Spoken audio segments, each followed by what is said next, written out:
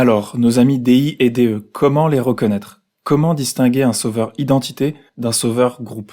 Pour le déterminer, on va diviser DI et DE via des définitions claires qui s'opposent.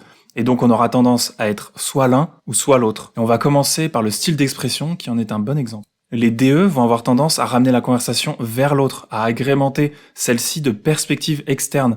Mes collègues, ma famille, mes amis, ils vont beaucoup mentionner la vie des autres, ils vont avoir plutôt un discours inclusif. Ils vont aussi avoir tendance à s'effacer au profit du groupe. Si on parle d'eux, ils vont détourner la conversation ou rejeter les compliments en ayant une attitude qui va plutôt inclure les autres. « Oh, tu sais, si on a réussi ce projet, c'est grâce au groupe, on a tous travaillé ensemble. » Ils en savent plus aussi sur les autres que sur eux-mêmes parce qu'ils sont davantage concentrés sur l'extérieur, à l'écoute des besoins.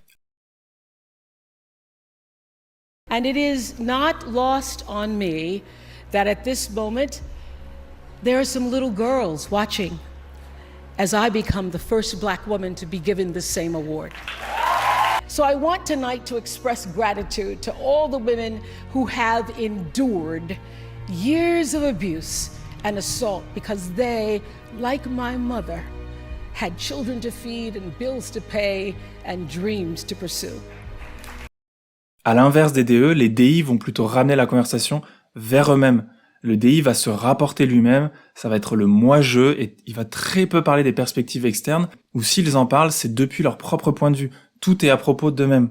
Ils vont aussi avoir tendance, contrairement aux DE, à se mettre en avant. Ils auront aucun problème à partager leurs opinions et à prendre les compliments. Ils en savent aussi plus sur eux-mêmes que sur les autres, à force d'être concentrés sur ce qu'ils pensent et ressentent, plutôt que sur les besoins du groupe. I want to thank me. I want to thank me for believing in me. I want to thank me for doing all this hard work. I want to thank me for having no days off. I want to thank me for never quitting. I want to thank me for always being a giver and trying to give more than I receive. I want to thank me for trying to do more right than wrong. I want to thank me for just being me at all times. Ce qu'il faut observer quand on type au-delà des mots, c'est l'état général de la personne, les variations dans sa vibe quand elle s'exprime. Ça va vraiment nous renseigner sur son type. Donc, est-ce que d'avoir par exemple l'attention du groupe sur son identité, ça va créer un malaise chez la personne? Ou est-ce que ça va être plutôt d'aller dans le sens du groupe qui crée un trigger?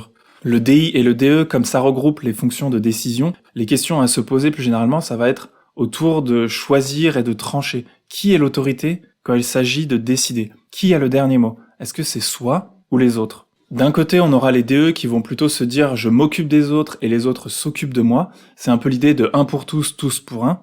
Les DI à l'inverse, ça va être plutôt « je m'occupe de moi et les autres s'occupent d'eux-mêmes ». C'est un peu l'idée de « chacun pour soi ». Ce qui va sembler du coup évident et naturel entre ces deux choses-là, ça montrera davantage lequel des deux est sauveur entre DI et DE. Par rapport à la validation, les DE l'obtiennent en faisant pour le groupe. Ils veulent rendre la vie des autres meilleure et ils peuvent ne pas se sentir suffisamment bien par rapport aux demandes des autres.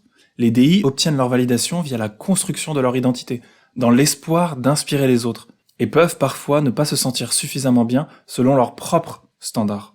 Le piège, c'est que ce sont des courses sans fin, c'est ça le risque. Il y aura toujours de quoi développer son identité avant de répondre aux besoins du groupe, et il y aura toujours plus de gens du groupe à aider avant de s'autoriser à développer son identité.